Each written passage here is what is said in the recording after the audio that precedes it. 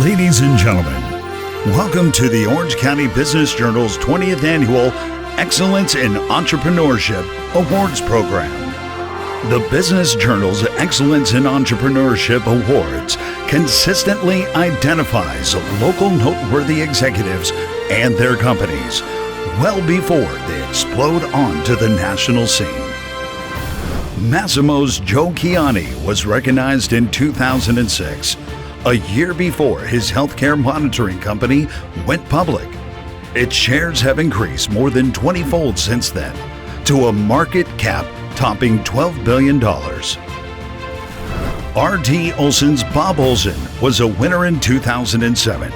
In the following dozen years, his firm became, by far, the West Coast's largest hotel developer.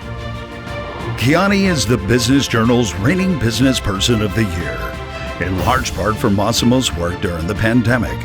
Olson won the honor in 2018. More recently, Allied Universal's Steve Jones was recognized last year. His security company is now nearing a multi-billion-dollar acquisition that will make the Santa Ana security firm one of the world's 10 largest employers. Likewise, Anduril Industries' Palmer Luckey was a 2019 Excellence in Entrepreneurship winner. This year, his 3-year-old tech-focused defense firm struck one of the largest office leases in Orange County's history. Today, we are proud to reward 5 individuals who exemplify Orange County's entrepreneurial spirit through foresight, creativity, and determination. Congratulations to all of the nominees who have successfully been able to establish and nurture their businesses. And now, I would like to introduce Richard Reisman, publisher and CEO of the Orange County Business Journal, to commence the program.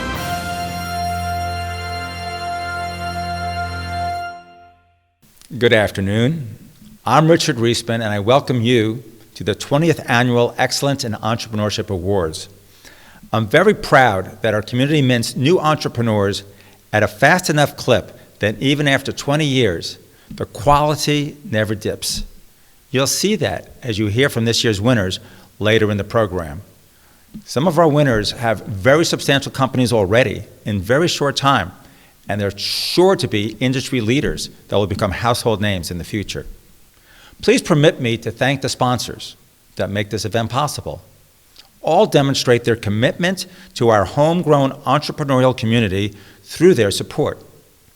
Our platinum sponsors, Better Business Bureau, Commerce West Bank, Jeffrey M. Verdon Law Group, UCI Health, and Witham.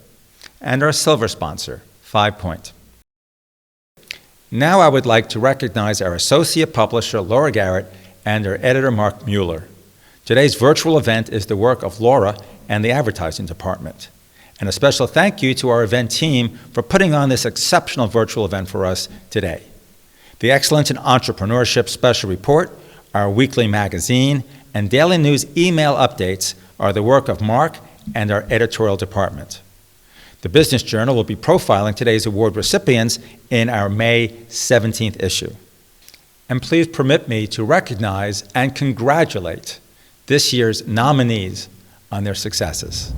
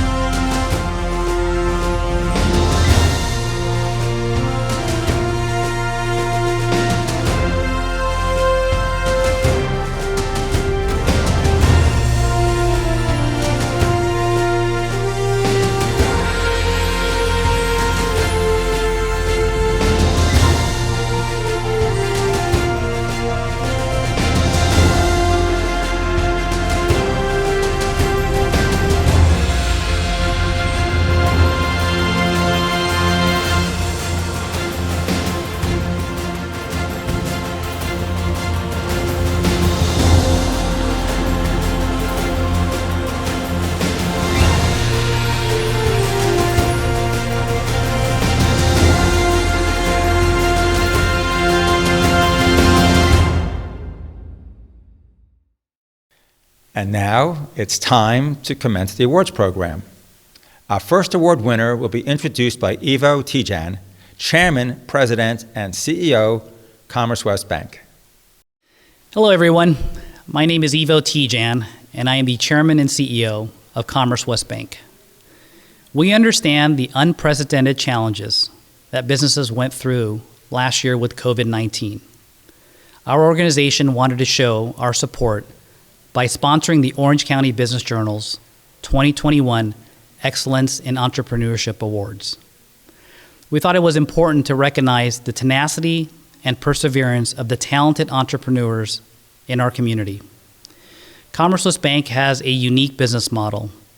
We help create a complete banking experience for each client, catering to businesses and their specific banking needs, while accommodating our clients and providing them high quality, low stress, and personally tailored banking services to businesses throughout California. Our team certainly stepped up last year to help businesses during the middle of COVID-19. We were one of the first banks in the nation to fund a PPP loan and one of the first lenders in the country to be approved to participate in the Main Street lending program. Our bank funded over $250 million in PPP loans and funded $390 million in Main Street loans. Commerce West Bank was ranked as the #1 loan originator for Main Street loans in the state of California. Today, I am honored to introduce one of this year's award winners, Anthony Geisler, CEO of Xponential Fitness. He built and curated the largest diversified platform of 8 disruptive boutique fitness brands spanning across fitness and wellness verticals, including Pilates, indoor cycling, stretch, rowing, dance, running, and yoga. There are currently 1,750 plus studios and 699 employees since he founded the company in 2017. That's truly an amazing growth story. Congratulations, Anthony.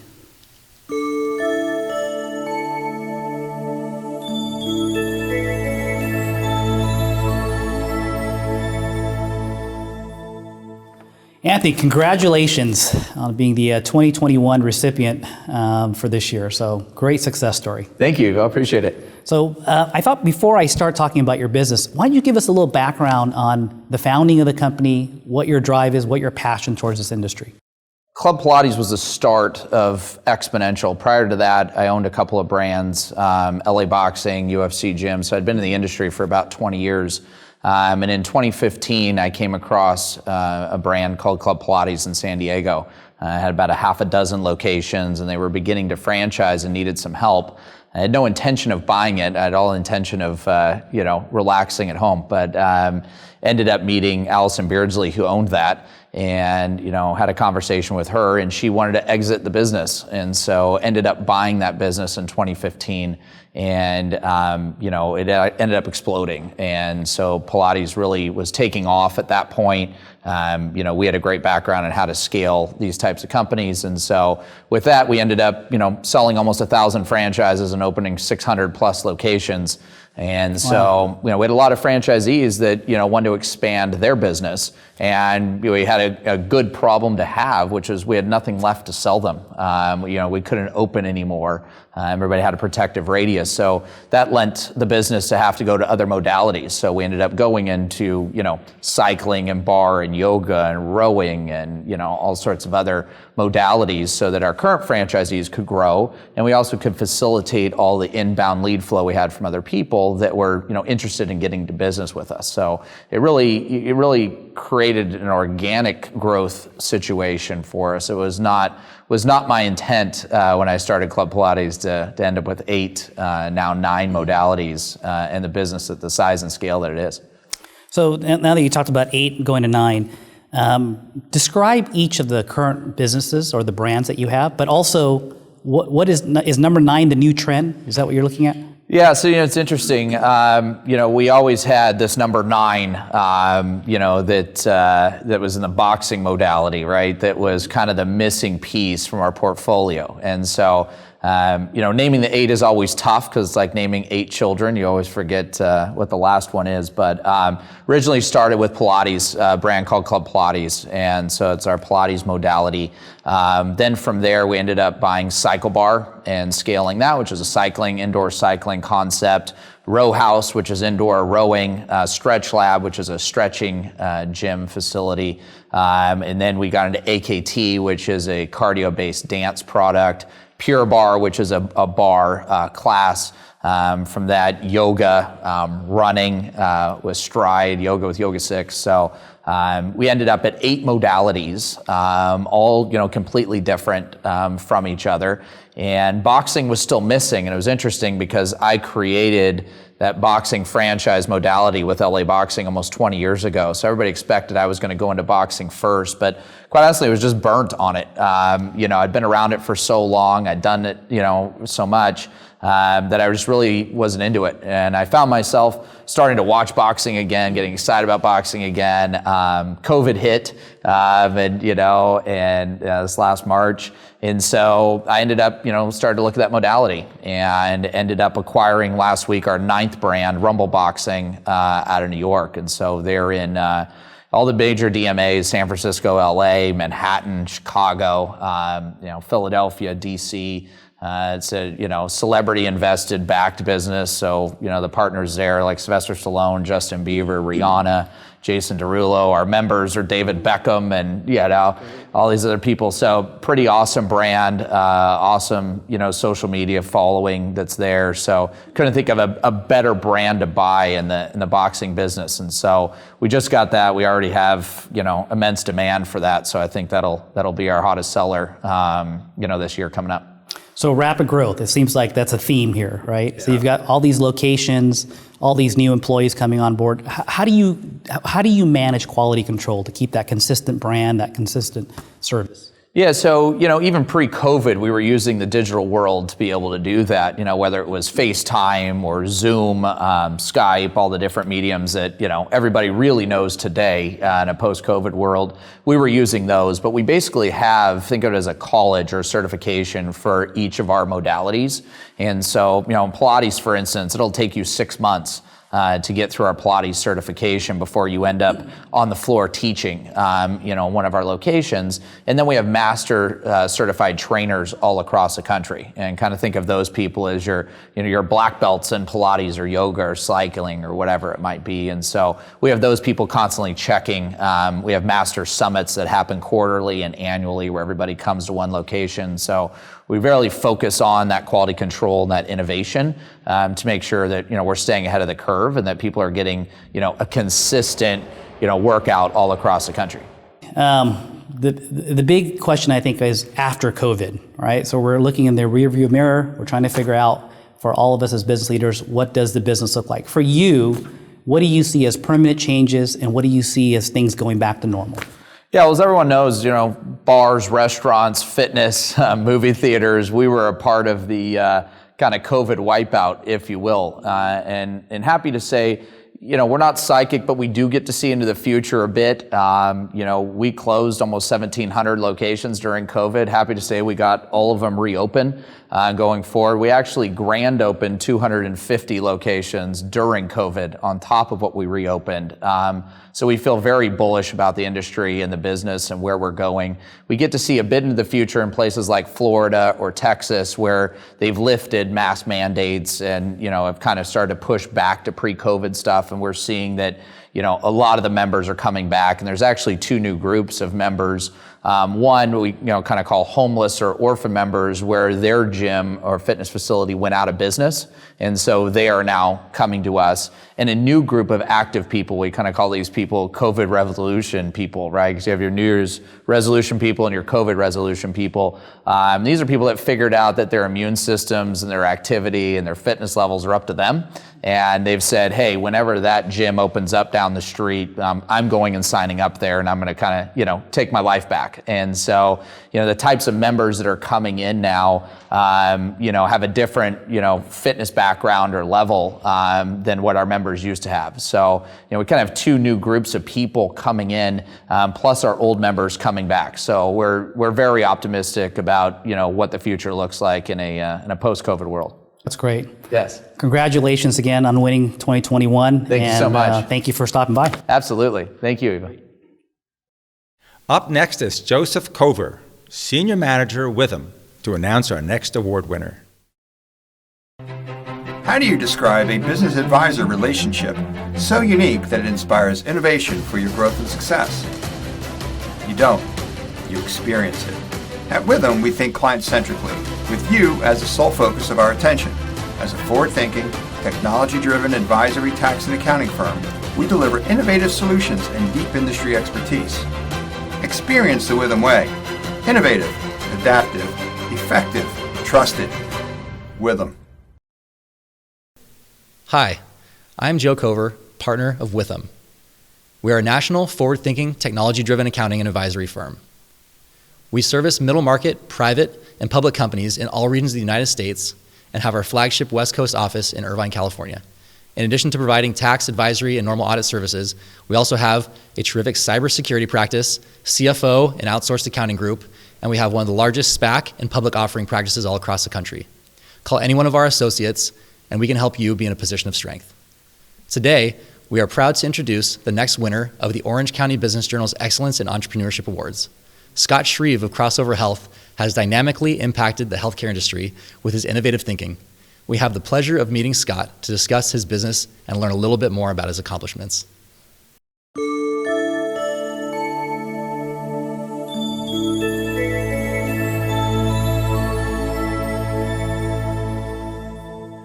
Scott, congrats on your award. From everything I know about you, sounds very well deserved. Thank you very much. Yeah, glad to be here and have a chance to chat with you. Thank you. It seems like you guys have been on fire lately, and you've expanded some contracts with Amazon for some of their medical neighborhoods. You've got a new series of funding that you've just recently completed. What do you attribute to that growth? Yeah, what I always like to say is it's a overnight success, 10 years in the making. And what I always attribute our success to is really our core values that we've been able to instill in our company and been able to attract a group of very talented, not only medical professionals, but other support staff that really buy into this idea that healthcare can and should be different and willing to kind of put their energies and efforts to making that happen. And so I think when you can have a clear, compelling vision, people can rally to that, you create a great work environment for them, and they can do their best work, I think you can really put out a product that really can impact people. We're fortunate in our line of business that we literally get to touch people and touch their lives, help them in some of their most challenging moments. And I think people derive a lot of satisfaction from that while delivering a great service to people. And I think that's really been part of our magic sauce and our secret sauce, and that's how we attribute some of the success. Excellent. Yeah, personal touch goes a long way. For sure. Absolutely. You describe your plan as a commercial advantage. Can you maybe give a little bit of an understanding on how that compares up to some other types of setups that might be out there? Yeah, so Crossover Health is very focused on working closely with self-insured employers to provide a unique service that is based on a range of offerings which we call primary health. So it's not just primary care, but it also includes physical medicine, mental health, health coaching, and care navigation services, all offered from a single clinic-based model. And so historically, we've worked with self-insured employers to come on their campus or near their campus to deliver this service. And of course, now with the pandemic and some of our new capabilities, we're able to deliver that virtually. And so what happens is these self-insured employers are effectively contracting directly with a medical group to deliver this set of services. And what happens is this model is really based on the idea that if you pay for care directly, you get the right team with the right care model, the right incentives, you can actually lower cost while increasing quality and delivering an exceptional experience to the members. And so what we're finding is that the self-insured employers are recognizing this, they're beginning to contract with groups like ours, but they're also realizing it's not just enough to pay for the service differently, that you have an opportunity to redesign your benefits as well. And when you redesign your benefits around people selecting this type of care model and having this medical group to partner with you, you can actually create some of these advantages we talked about. So in the Medicare space, for the last 10 to 15 years, about a third of all the Medicare beneficiaries are enrolled in these types of care models. And what Crossover has done is to bring a lot of those concepts and lessons learned and bring that to the self-insured or the commercial market. And so we call it commercial advantage, to signal to both to kind of harken back to what has been successful in Medicare Advantage, but now also offer it to a new segment or the commercial segment where we've had a lot of success with the self-insured employers. Great. On that note, you'd kind of mentioned that it ends up being a little bit lower cost potentially to your clients. You also have the goal of obviously getting the employees an understanding of how they might benefit from it. Can you kind of talk about that? How do you quantify that kind of cost component? Yeah, absolutely. So again, if you understand the dynamics of what the self-insured employers are facing, is that because they are paying for the medical bills literally themselves, any opportunity they can to get better quality for lower cost is something that they're going to shoot for. And this is just good, effective supply chain management. People don't think of healthcare as part of their supply chain, but when the cost is going up 8 to 10% a year, they really start to believe they need to do something about this. So we have a group of what we call health activist employers who've gotten really engaged around this idea. And so the simple fact of the matter is, by directly engaging with the medical group, providing a set of services on campus, near campus, or now online and virtually, we can surround their populations. We provide a proactive form of health, so we don't just wait till people come in when they're sick. We are actually reaching out to them with their permission to proactively engage them in their health. So Joe, if you were one of our members, we would work with you to go through a whole series of prevention and screening. We would know over 40 different points of health about you with your permission, and we would work to keep you engaged on those areas where you could proactively be working on your health. And then of course, we're available 24 hours a day, 7 days a week, 365 days a year to take care of any medical needs that come up. And what this does is it really transforms people's mindset around from a sick care system where I only go to the doctor when I'm sick, to now I have a whole health team that's working with me to keep me well and productive and performing at my very best. Awesome. Yeah, it's kind of that whole holistic approach Absolutely. to people's health and really understanding the pain points on an ongoing basis. Right. That's great. Now we've talked about companies like Amazon, obviously very large companies. Yeah. Is that a target market for you, or do you guys have, what is your sweet spot? Do you have solutions for some smaller companies as well? Yeah, great question. We get asked this a lot. What happens, I think, is some of the larger, oftentimes more innovative companies, they feel these pressures that we've been talking about, from cost to quality to experience, much more acutely, and they often have the resources and bandwidth to really take action on this. And so what ends up happening is a lot of our bigger clients will come to us because they're struggling with, hey, we have 50,000 employees, they're in 43 states across the US, how can we kind of get in control of all the healthcare spend? And so they turn to groups like Crossover because we offer our services in all 50 states. We can build physical centers to complement our virtual offering. And then of course we can offer an engaging program where we can get a large percentage of their population to get involved with their healthcare and to drive down these costs and achieve the outcomes we talked about. So it's natural when you think of Amazon, a massive company, they've grown tremendously during the pandemic. In the particular division that we work with at Amazon, their operations division, they have 800,000 people in that division, plus their families. And so what they're looking to do is that's managing healthcare at a massive scale. And so they're looking for us to come in and to work with them in all the different markets that they serve, and to come in and to surround the entire population in a geographic area with virtual care, and then to selectively and strategically go back in and build physical centers, not on or near the campus in this case, but actually in the neighborhoods where the families live. And so the whole idea there is you get surround sound care that's streaming right to the member, that has a proactive stance, that's driving cost, quality, and experience for the employer, and everyone seems to win in that equation. And again, I would attribute our success to great team members providing the product that people actually engage with, that then also delivers a great result for the payer, or in this case, the employer. Awesome. Yeah. You'd kind of alluded to COVID and kind of disruption, right? That's happened last year from that. How has that impacted your business model? And from a virtual kind of a healthcare standpoint, how does Crossover address that? Yeah, so I think we're seeing a total shift in how our economy works across all dimensions, and healthcare is no different. One of the reasons I actually enjoy being in healthcare is it seems we're 5 to 7 to maybe 10 years behind other industries. And so a lot of the trends and the technology that's being adopted will ultimately make its way to healthcare. So when we first started our company, emailing and sending secure messages was incredibly novel in healthcare, but that had been the pattern for the last 10 years. I do think a lot of services have moved to kind of an in-person and online stance, but healthcare, this was all new.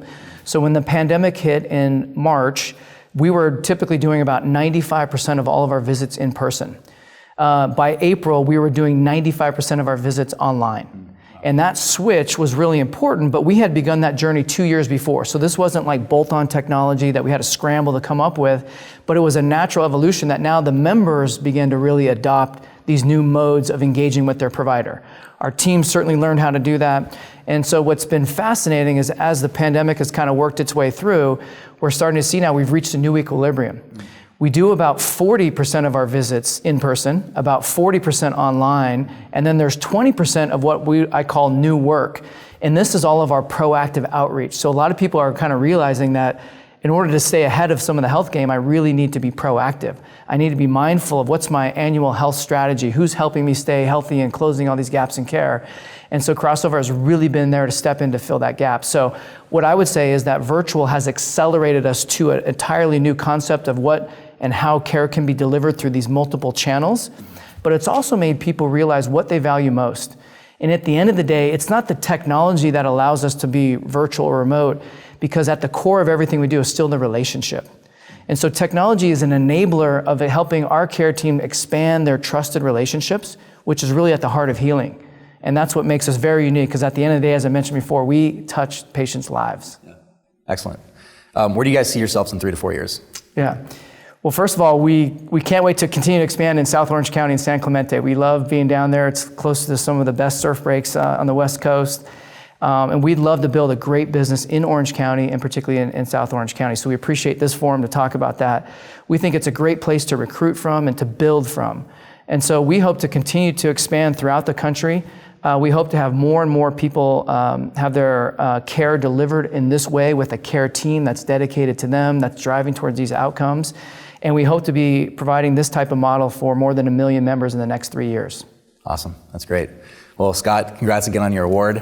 And thanks so much for just being an innovator and a disruptor in the healthcare industry that all help us to live healthier and more fulfilling lives. We appreciate it. Well, thank you very much for your time. I appreciate it.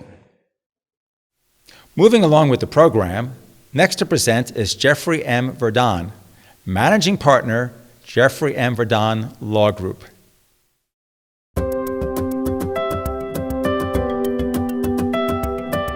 You're an affluent family or successful business owner with assets of $10 million or more, and you know that the traditional estate plan is designed for the seamless transition without probate. But you also know for you, it's not enough.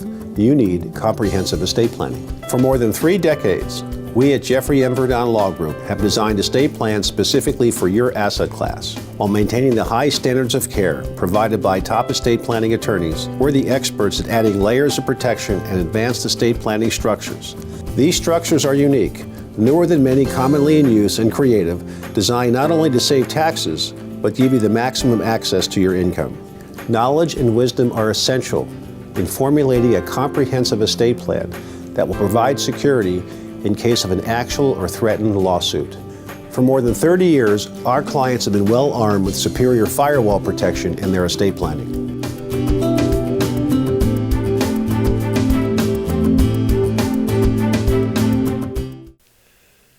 I am Jeffrey Verdon, the managing member of the Jeffrey M. Verdon Law Group, a boutique law firm with offices in Newport Beach and the Silicon Valley, serving affluent families and successful business owners for their income tax, estate planning, and asset protection needs. We are proud to again be a platinum sponsor of the Excellence in Entrepreneurship Award for the 5th straight year. As a law firm serving the unique needs of the entrepreneur and their families, we've been planning their estates, protecting their assets from lawsuit predators and creditors, and preparing their heirs for the responsibility of heirship for more than 40 years.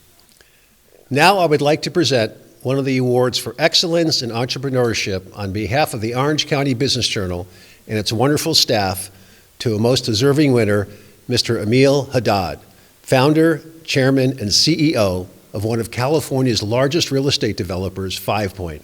Congratulations, Emile.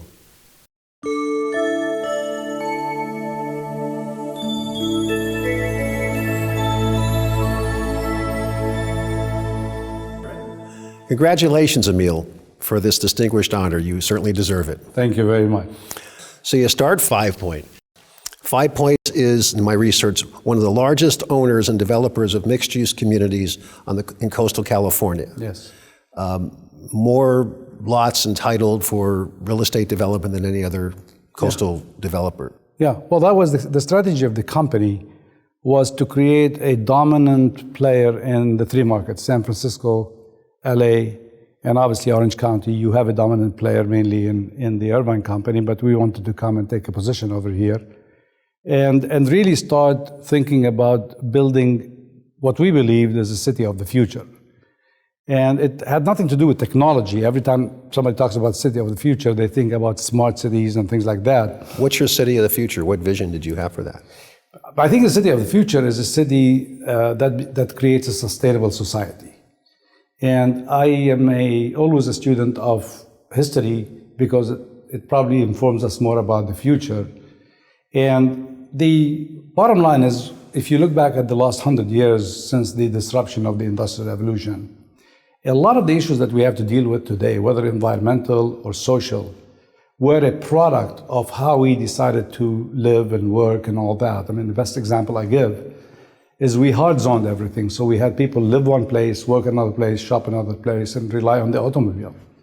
And then when we realized that we were actually hurting the environment, we decided to go fix that in silo, but we created a lot of the social inequities that we're dealing with today, housing crisis, homeless, and all that. And what we do at the company is we start from this social fabric and figure out how can we actually create a place where it has equal access to people, where kids can go to the same school, whether they're wealthy or not, to get the same education. A lot of the issues that have closed the door and created silos, as I said, go away. And our belief is that if we really want to create a city of the future, it's a city that doesn't make the same mistake as the past. It doesn't mean that over the coming 50 or 100 years, we're not going to make mistakes as a result of the new disruption we're seeing. Sure. But let's at least make sure that we don't make the same mistakes that we made before. And that's really what we do every day. Fascinating. And so how have the shareholders, how's the community embraced your city of the future? So, I mean, I always talk in terms of stakeholders rather than shareholders, because shareholders are a component of stakeholders. I mean, our stakeholders are the people who live, the people who work in our communities, our public partners, cities, counties, as well as our associates. Those are the first group that needs to buy into the vision. And then obviously shareholders and investors. And, I think that the difficult thing about creating something that you cannot compare to something else with in the public market is it takes you a lot of time and a lot of effort to explain to people why you're not that company. Because the public market likes to compare companies and looks at them as a matrix. So I guess it begs the question, why did you go public? Well, For the capital? It's a good question. I can give you the phone. You can talk to my wife as well about it because she asked the same question. No, the fact of the matter is I had investors in my projects. And each of these projects had its own set of investors. And a lot of them invested not knowing that the world was going to go upside down in 2008-9. A lot of them were closed funds that needed to monetize at some point in time. And I promised all of them that we will do everything we can to make sure that when the time comes for them to get out whole, they will. And that time came, we combined all the assets, ended up creating this public company. And the only way that I would allow them to monetize and exit if they choose to exit is through a public vehicle. Otherwise, you're going to have to sell the whole project to recapitalize it and disrupt the whole program. So, we went public with zero debt. And we had delevered the company totally. And we knew that being public is not really the easiest thing, but it has its benefits. But the main reason was to give those investors an ability to exit in a very orderly way. So you have the three communities. You have Irvine, you have Valencia, and then you've got San Francisco and the docks there. How are those going? Well, I think the most advanced right now is the Great Park. And we started development in 2013. Today, I think we have probably about north of 4,000 families living there. We have, a lot of senior people who meet the very low income, who are living there and living close to their grandchildren, those who would have never been able to afford a home here. We have families that come from very low income, living next door in the same type of product, sending their kids to the same public schools. We have a high school, 2 K-8s built in partnership with the public system. We have the largest sports complex in the country in partnership with the Anaheim Ducks. We have the largest ice facility over here. We have a partnership with Live Nation on the 12,000-seat amphitheater, the 5-point arena. And our recent partnership with the City of Hope now is focusing on how do we start changing healthcare in the area and how do we elevate that. So we're trying to touch every component, whether it's entertainment, education, healthcare, and we know we can't do it alone. So we are inviting people to come and collaborate with us, people who we believe are best in class. Interesting. With the few minutes we have left, Governor Newsom appointed you to the California Business and Jobs Recovery Task Force to deal with COVID-19. You go through a recession, you get through that, now you're dealing with COVID. What lessons can you tell us that you've picked up from being on this commission that the audience might be able to benefit by? Well, I think the biggest lesson is that we learned is that everybody has the right interest. Everybody wants to fix things. But I think the biggest lesson I learned is that democracy sometimes gets messy. It's much easier in conditions like we had before in some different type of a structure of government, autocratic governments, where one person makes a decision and everybody follows. Democracy has huge benefits, obviously, and I would not pick anything different. But in situations like this, democracy becomes a little bit messy because everybody has their own opinion and everybody has their own view. The interest is all a good interest. Everybody wants to get the same finish line. It's how you get there is what ends up being debated. You're certainly battle-hardened, that's for sure. And lastly, this interview would not be complete without me asking you about your philanthropic activities. Anybody knows anything about you, they know how charitable you are. So tell us about your favorite charities and how do you find the time to devote as much as you do to your philanthropic activities? Well, you know what, it's interesting. I said it before and I say it again. What we do, I view it not as philanthropic, I view it as an investment in our community, in the things that we care about. If we do something with education, people might look at it as philanthropic, but it's an investment in our children. And if we're going to maintain the position of Orange County and take it into the future as a global force, we have to do that. So, as much as I appreciate people looking at it that way, I look at it, as I said, as an investment. But look, I came to this country with nothing. With my family, we didn't know anybody. We were 6 people, and the only people we knew is the 6 people. And we had nothing, and we lived together in a small place. And only in this country you get what I got. And I wake up every day thinking it's a dream. So to give back to a country that has given us so much is nothing to talk about. Well, you're certainly a deserving winner and a humble man for the success that you've been able to bring to your company, to your stakeholders, and to the community. And I congratulate you on the award and very honored to have had an opportunity to spend a few minutes with you. Well, thank you. If I may end, as much as I might be taking this award, nobody does things alone. I have a great team that has been with me for a long time. And every time I sit here, I feel a little bit awkward because I'm taking it on behalf of a lot of people because I could never do something alone. Of course. Congratulations. Thank you, Jan. Thank you very much. To announce our next award winner is Beau Randles, Business Community Executive, Better Business Bureau.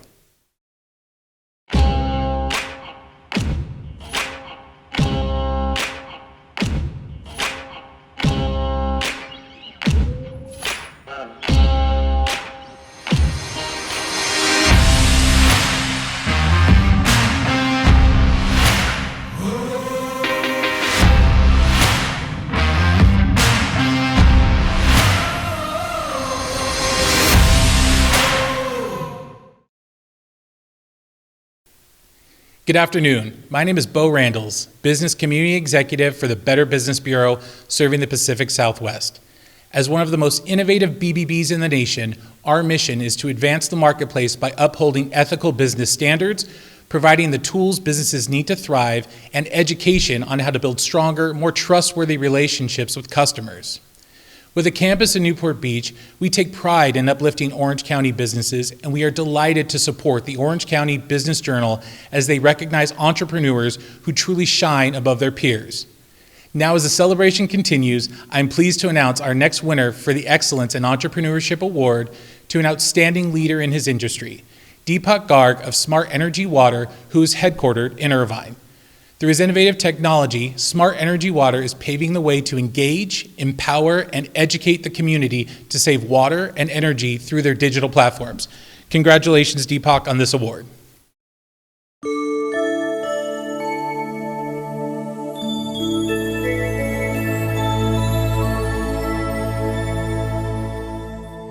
Deepak, it's truly an honor to present this award to you. The BBB is passionate about uplifting entrepreneurs and providing support that turn ideas into successful businesses. Can you talk about your business journey and the strides you've made with your technology to get there? Thank you. First of all, thank you for the award. And then this award goes directly to all the hard work my team put it. And just want to let you know about myself. I'm a software engineer. As an engineer, I develop the software, and this is what I was doing in last 10 years, before starting the company. And I realized the fact, the energy utilities, when we think about, it's not an industry, a lot of people know what the contribution this industry does for us. And looking, the billions of people get this power, water, and gas in our home, we take the industry for granted. And for me, starting the business was not to start a software company and sell the software to the people. It was always, when I looked, the billions of people are not aware about how they consume the energy and water, which is the most important commodity in the world, how you connect those billions of people to the energy and water ecosystem. And this is where we started, because we've been in this industry for 10 years, seen the people are really not understanding the value, they're not digitally connected. And it's become a journey. We started, a lot of people thought about that. It is difficult to achieve what we are able to achieve today. The consumer wasn't seeing the value, correct? Yes, the consumers was really if you look in the 10 years back, we talk about digital now, pre-COVID and post-COVID a lot. But 10 years back, utilities customer have no connectivity with the utilities, companies, water, power, or gas. Now, as a company, we digitally can connect as a consumer with our utility company. It doesn't matter, I want to start my service, water, power, or gas. I want to make additional payments. I want to get digital notification. You've seen what happened in Texas when the people didn't have the power, water, gas. They don't even know how to get to know when the power is going to be available.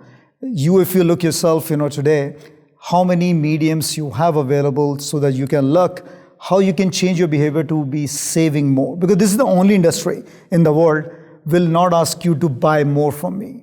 This is the only industry will ask you save more. Because when we talk about energy and water, it's a very finite commodity. And the need of the water and power globally a lot. So currently, we are connecting to around 700 million people globally in 22 countries. With 1,000 people as a software engineers, globally distributed in 5 different offices we have. And that's been the journey for the company. Well, it sounds like it's super successful with this app, and it sounds like you guys are really poised for expansion, which is wonderful. And touching on expansion, I just read recently that you partnered with Deloitte. Can you tell us a little bit about that partnership and what you guys are doing together? No, I think our partnership with the industry leaders like Deloitte, is very important. And I think you've seen it. Not only Deloitte, we have a partnership with SAP, we have a partnership with IBM, Microsoft, PwC.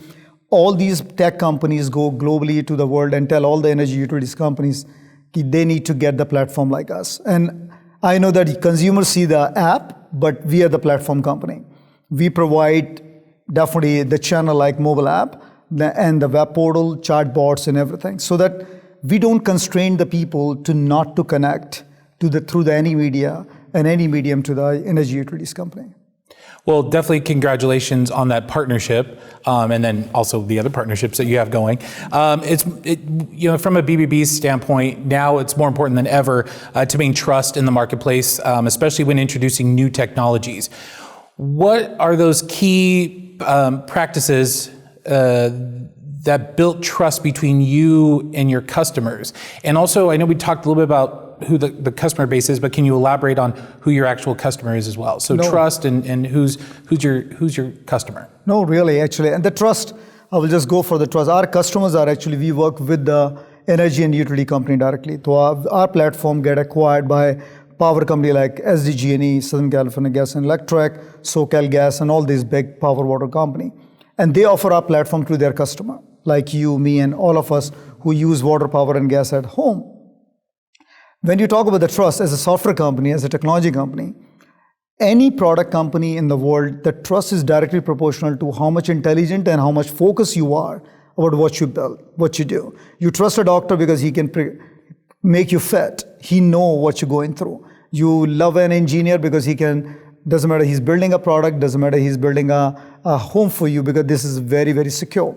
For us, being very focused in the technologies, we are as a software engineer, guys, this is what we do. We are very deep in technology. We're very deep about what we do in terms of the industry knowledge. And ensuring that we keep listening our customer and their customers. And I just feel very good about that. We were talking before is when you go to the App Store, our utilities energy company who leverage our platform, they're trending at 4.9, 4.8 rating in App Store out of the 5. While the Uber, from experience standpoint, and we love Uber for all the reasons, and we thanks to the Uber because we took the challenge ourselves in 2016, when everybody in the industry talk about Uber experience, how we can make millions of people globally more in love with the utilities when they're using the platform. And Uber rating is 4.4 in the App Store, and our rating is 4.9. And we just keep learning. And we are the lifelong student by knowing what our customer need from us, what our industry need from us, and all the industry regulation, because we pretty much in the very regulated industry. Because when you talk about water and power, it's the most important commodity, and it's needed by everybody. So how you ensure that your innovation, your technology, and the industry and customer focus are all combined, and make sure you provide the number one platform to the customer. You really, I just get such a huge sense of passion for what you do, and I can see that you absolutely love it. Where do you see the future of your company going from this point? We actually published that online too. Our future 2024 goal is we want to connect 3 billion people globally. 3 billion. 3 billion. We are trending around 790 million people globally. This is connecting people is our key focus. If you ask me, what's your revenue targets? You want to be a billions of dollar valuation company. All that come as a byproduct of what we do.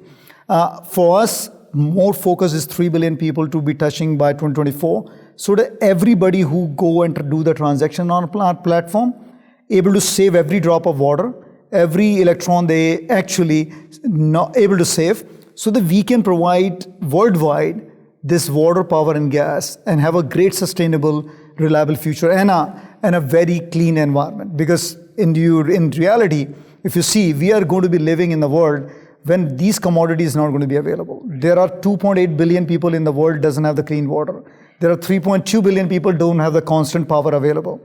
We are fortunate we live and we are in this country where the people work so hard and they were so strategic to have all these commodity available to us. But if we don't do it, the things today, what we are doing today with the energy companies, the future is not going to be secure for us. You're touching a lot of people's lives, and that's wonderful to hear. And I'm super excited to follow your success in the future. So thank you so much, and congratulations on this award. Thank you very much. Thank you. And here to announce our final award is Dr. Steve Goldstein, UCI Health.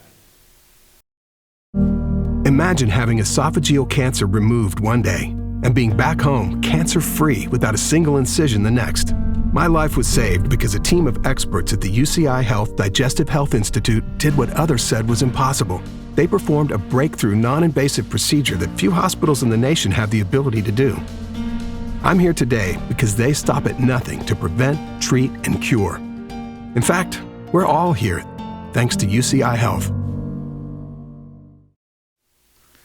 Hello, I am Steve Goldstein, Vice-Chancellor for Health Affairs at UC Irvine. I am honored to represent the family of remarkable healthcare professionals, staff, and students who make up UCI Health, the only academic health system in Orange County. Their expertise and commitment to delivering the most advanced and compassionate care in Orange County continues to provide the best health outcomes and serves as a model for healthcare nationwide. To further safeguard health and improve wellness in the region, we are now constructing 5 new buildings.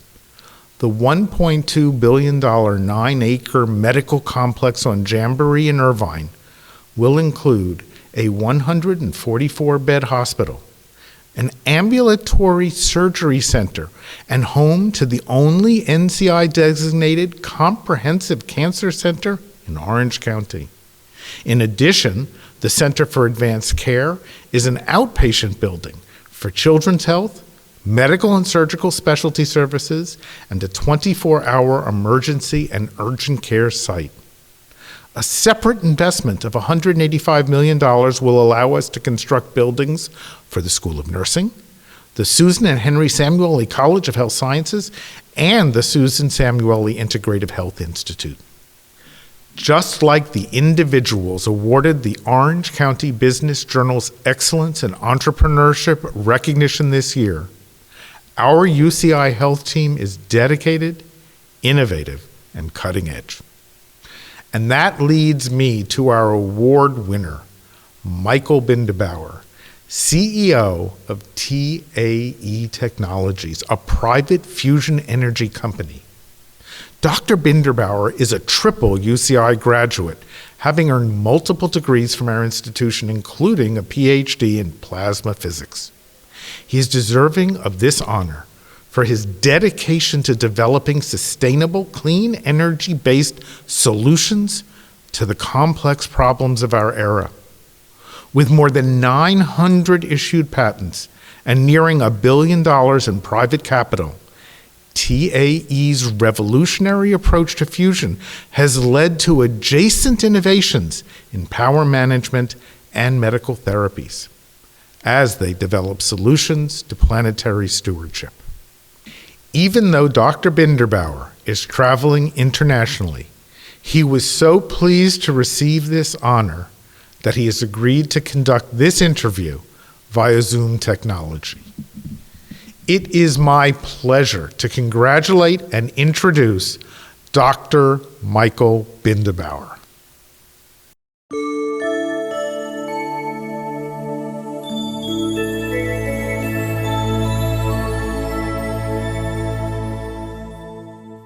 Michael, it is a pleasure to have you join us. Thank you so much, and congratulations again. Well, Steve, thank you. I mean, it's an enormous honor. It's clear that many others are probably much more deserving, but for TAE and the program we've grown and our heritage UCI, this is a great honor. On behalf of that, I'm very grateful for the selection and humbled to be here. Well, let me ask you some questions that I'm sure many people are thinking when they hear about the amazing things you've done. One of the first questions that comes to my mind is that you started TAE in the late 90s, when many of the technologies were mostly theoretical. And so one question I have is, what's changed over time? What have you learned? And maybe what's the timeline for going forward? Those are 3 different types of questions. Maybe you can teach us a little about that. Yeah, I think they're very good questions, first of all, and they're hard to answer concisely, but let me say this, I probably have learned mostly what I don't know yet in the early part of the journey. I came out of graduate school, right? I worked with an incredibly brilliant faculty member at UCI, Professor Norman Rostocker. And Norman and I developed a lot of the underpinnings while I was a student there, working on my PhD. And then as we migrated to this rather, I think, presumptuous idea around the private fusion enterprise to do what usually the governments try to do in the private space, we obviously underestimated things. And it's a classic entrepreneurial story, right? I mean, I always tell this, you walk out of base camp in the fog, you're in under the inversion layer, you get to the ceiling where above the clouds, and suddenly you see the summit is way up there. and it sobers you up. But the wonderful thing is that as we were doing that, we developed so much momentum towards the solution, and delivered milestones and things that not only were we convinced we're on the right path, but nobody that supported us actually walked away. It's a beautiful story of people banding for greater good and a grand purpose behind it. And I think that's what's carried this company and carried my career to keep going. And so back to what you asked, what have you learned? I think I've learned that, for one, that great ideas require usually sweat and equity and tears, and you have to. Not everything is given to you. They require, even more so, a good ounce of luck. I mean, there's no doubt, and it depends. If you're more religious, maybe you wouldn't call it luck, but I think luck's a fair way to call it. Mm-hmm. And then it requires really, really good people that believe in the idea and the vision. And finding those, again, there's some luck. And once you do, then you can amalgamate that critical mass that leads to success. And I think TAE is a great example of all those components. So early on, especially early on, how did you convince investors to move forward with you in such an ambitious project? I think I would call it naivete by everybody. I said things then, including not just me, Norm, and everybody was around the program would sort of say, well, in 5 years we can build a reactor, right? And we really believed that. I mean, we thought we had the physics figured out, a superior way of doing this. And so, that's as a physicist, that's where your world starts and ends. And the rest is, as we used to always joke, is just engineering. But the reality is the technology development became the real bear in the project and determined the timeline in the end.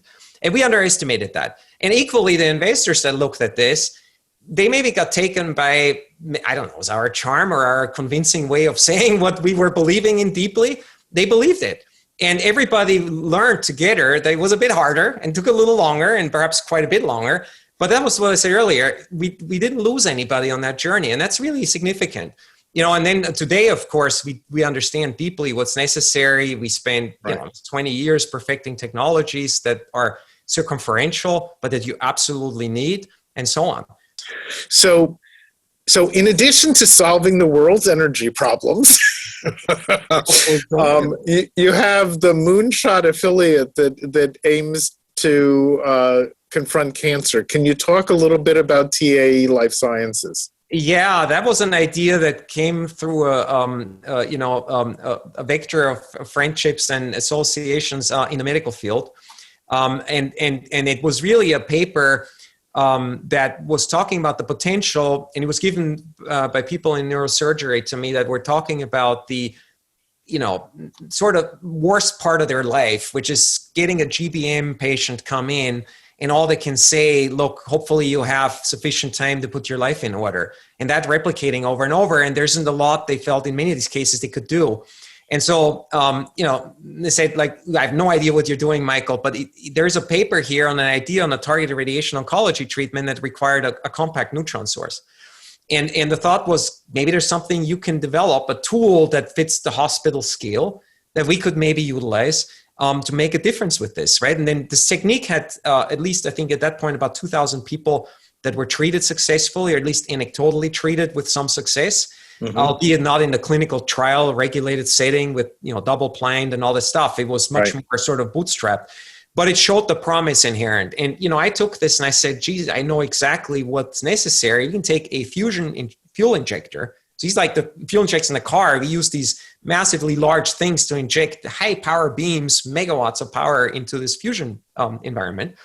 And so I thought, okay, if I take that and I detune that by about a factor of 1,000, I could actually make something compact and perfectly tuned for what's necessary for this idea. And so that's what led to a journey, frankly, of 2 years of insight, with the board and the inner circle of investors saying, can we afford to defocus ourselves to enable that? Or is this too dilutive to our fusion goals? And the company's always been very conservative. So we took this very seriously. And it took us about 2 years to say, yep, this is too good. Maybe not so much for making money, but to really give something to humanity, right? A new sort of arrow in the quiver against some of these really tough diseases. And so we thought, okay, we'll try this. And out of that was born what you mentioned, TAE Life Sciences as a company. We spun out in 2017. We endowed it with, some of our DNA and technology and a license to that. And then we raised capital for it and spun it out properly, self-standing and self-governed today. And it's been a great journey. That's a beautiful story. That's so exciting. It's very cool. You wouldn't think transplanting fusion technology to something in the medical field, right? Yeah. No, well, that gets very close to my heart, of course. Talk to me about leadership advice you might have for other people. You've managed to bring together your passion, your creativity, and then to move forward year after year in projects. What do you think it takes to lead that successfully? Well, I think it first of all, it takes doing something you really love, right? I mean, I consider myself the most fortunate person on the planet, right? I'm so privileged. I get to do what I deeply love, scientifically interested in. I think what it does for humanity is great. So there's all this positivity around that. But I think the most important thing, the thing that I always feel the most proud and the biggest challenge is getting people to work together. When you think about it, right, no matter how sophisticated the technology, the science is, or the medicine you're practicing, in the end, it's people. And it's usually more than one person. I mean, we're beyond the days where Galileo dropped something off the Leaning Tower and figured out gravity, or, Newton staring at the apple tree, if that's the true story. But the reality today is, right, it's much more complex than that. And the things we build, like the fusion devices, the medical devices we talk about, what you guys do at UCI in the medical field, it takes teams of people. Right. And so the hardest part sometimes is, it's not just finding the right people and not always the smartest people, but the people who can work together and each contribute in their own way towards a common grander good that needs to get developed, that requires all the unique skill sets and so on. And what I've learned is that that's the highest risk factor in every project: technology development, business development, success in general. And I think that's where I had to learn a lot. You come out of a PhD program being relatively self-sufficient. I mean, I did a theoretical PhD. Out of the norm, and I interfaced with very few people. I sat in front of my computer and with my notepad and I did my calculations. Maybe if I'd done an experimental PhD, I would have been more humbled and used to the fact that I had to embed into a team in the laboratory. And yet suddenly I got thrown into this. And, I started out with 20 people, which we mostly inherited out of UCI. Today it's 250 people. There's 100 PhD physicists, close to the same complement engineers, brilliant people, each in their own right, a genius. But now you have to make them work together. It's just a conductor that has to get an orchestra of really incredible musicians to create really harmonized music, right? You got to do the same thing.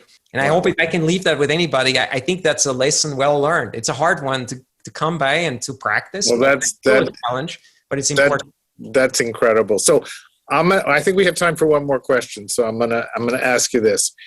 This is sort of the Babe Ruth question, where he points where he's gonna hit the home run. Yeah. What do you think?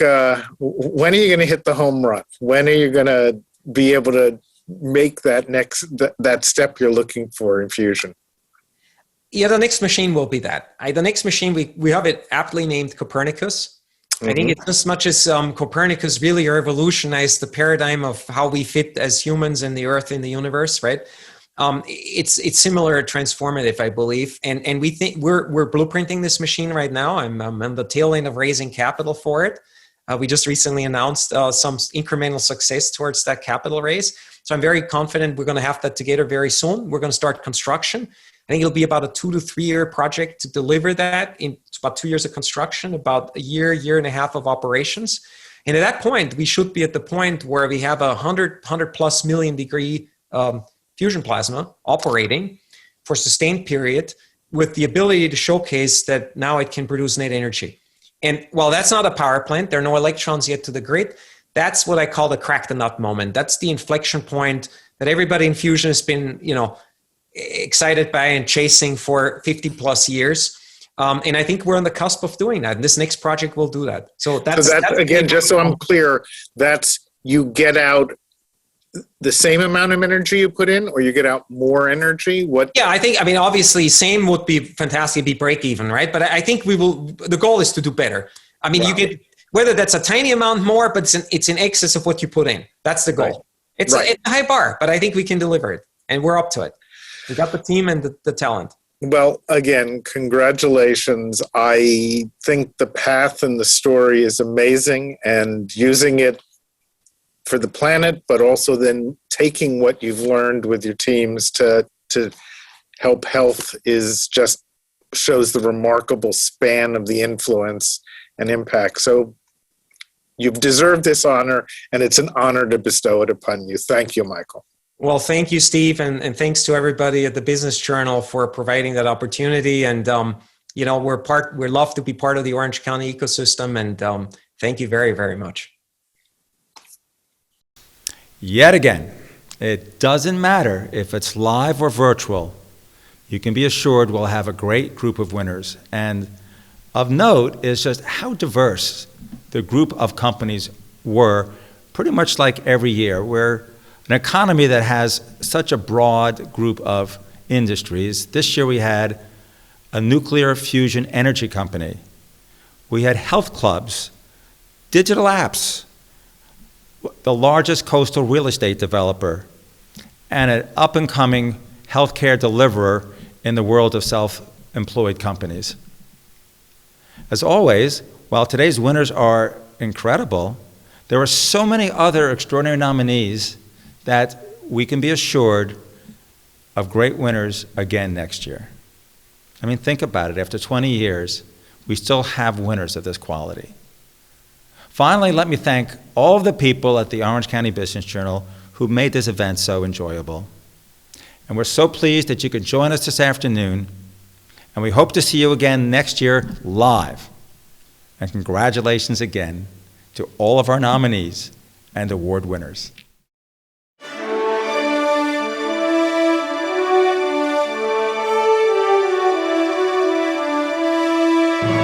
Today's program has been made possible by our sponsors: Jeffrey M. Verdon Law Group, LLP, UCI Health, Witham, Commerce West Bank, Better Business Bureau, and 5 Point. We would also like to give a special thanks to the Orange County Business Journal's events team.